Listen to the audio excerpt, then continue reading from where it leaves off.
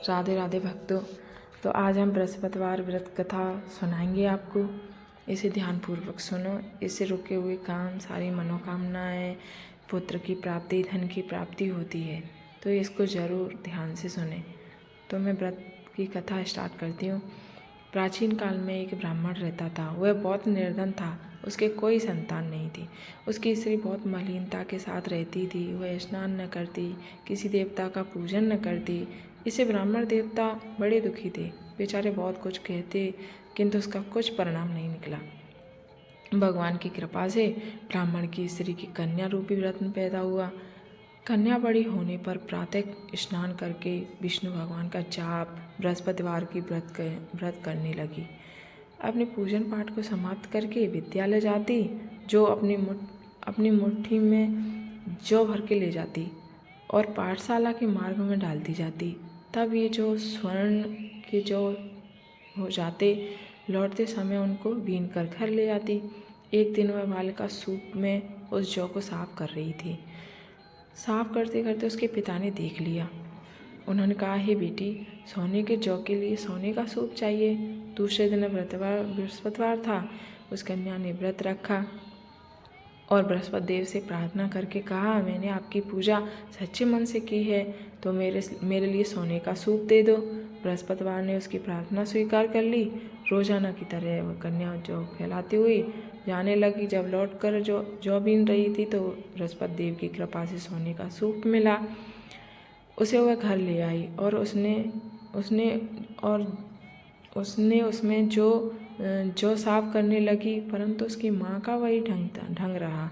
एक दिन की बात है कि वह कन्या सोने के सूप में जो साफ कर रही थी। उस समय शहर का राजपुत्र था, वह उसके घर के सामने से निकल रहा था।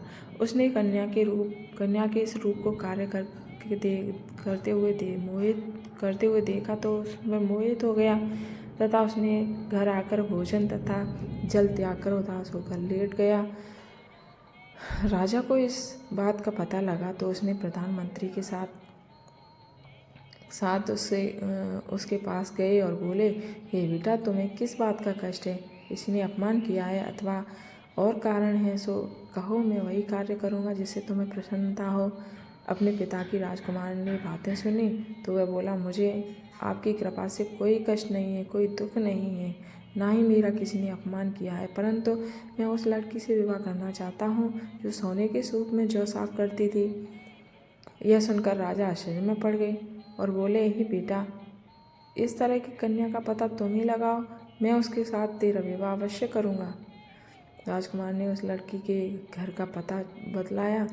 तब मंत्री ने उस लड़की के घर गए और ब्राह्मण देवता को सभी हाल बताया। ब्राह्मण देवता राजकुमार के साथ अपनी कन्या का विवाह करने के लिए तैयार हो गए और बहुत प्रसन्न भी थे तथा विधि विधान के अनुसार ब्राह्मण की कन्या का विवाह राजकुमार के साथ हो गया। कन्या के घर से जाते ही पहले की भांति ब्राह्मण देवता के घर में गरीबी का निवास हो गया। जब भोजन के लिए भी अन्न बड़ी मुश्किल से मिलता।